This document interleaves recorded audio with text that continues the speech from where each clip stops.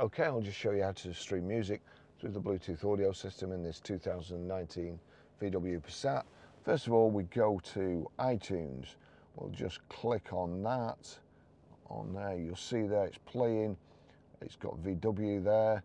If I just click on the little car and the person symbol, you'll see iPhone or VW. There's a tick next to VW, which means any audio that plays through this, whether it be Spotify, Amazon Prime Music, a YouTube soundtrack, video soundtrack, it will play through this system if you have it set right. We now go to media, click on media. Now that's come straight through to Bluetooth audio.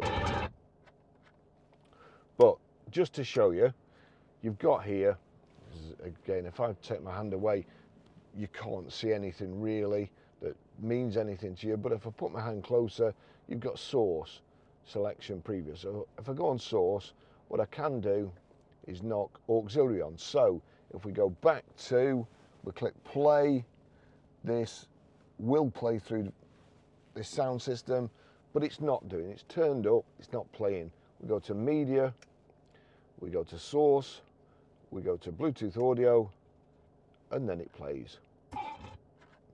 That's it, that's how you do it.